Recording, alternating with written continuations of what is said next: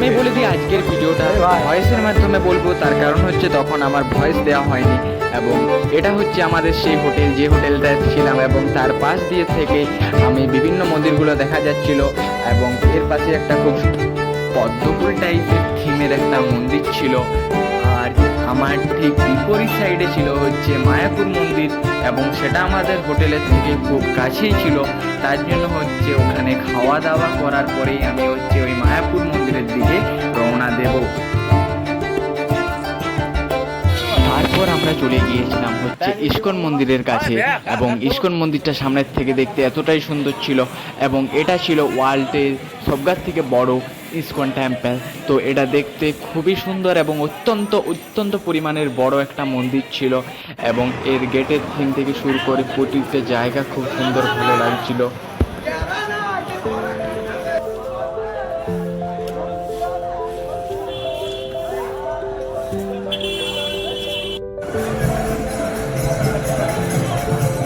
প্রণাম করছিল, ভিডিও করা অ্যালাউ নেই, তার জন্য আমি ভিডিও করতে পারিনি।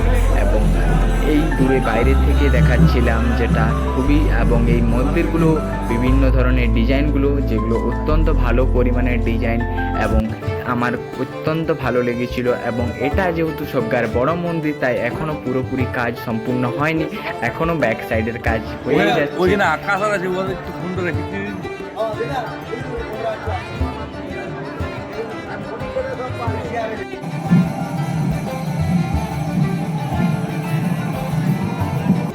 তারপর ওখান থেকে আমি চলে গিয়েছিলাম হচ্ছে অন্য মন্দিরের জন্য রওনা দিয়ে দিয়েছিলাম, এবং সেটা হচ্ছে ইস্কন মন্দিরের কিছুটা দূরেই, যে মন্দিরটা খুবই সুন্দর ছিল এবং ভিতরে।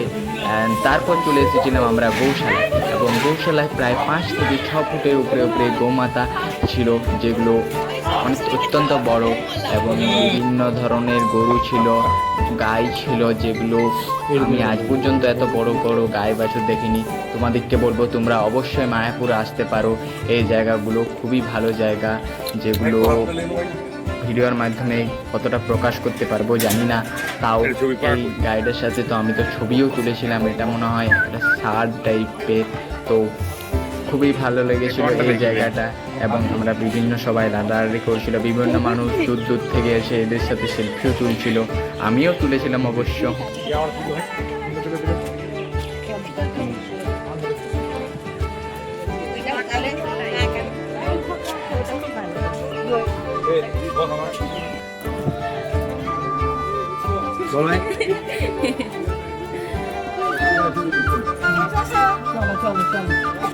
তারপর এটা হচ্ছে সেই গেট, মায়াপুর শ্রী চৈতন্য মা, এটা হচ্ছে ওই গেট টাইপের, যেটা খুবই চারি সাইডের থেকে ভালো দেখাচ্ছিল। এবং ওটার ভিতরে গেলাম, ওটার ভিতরের ক্লিপগুলো আমার কাছে এখন হয়তো বা নেই। তো তারপরে ওই সাইডের থেকে আমি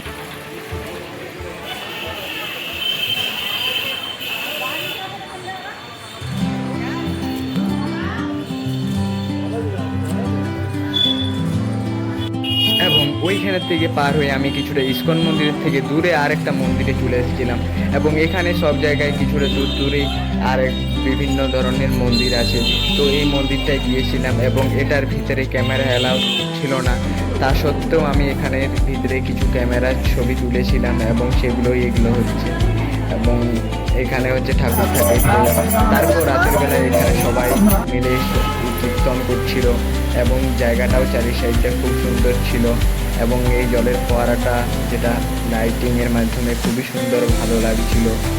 এবং তারপর আমরা ওখান থেকে চলে আসবো ভাবলাম হরিনামের কাছে, যেখানে ঠাকুরকে রথে করে নিয়ে যাওয়া হচ্ছিল। তো এটা দেখো,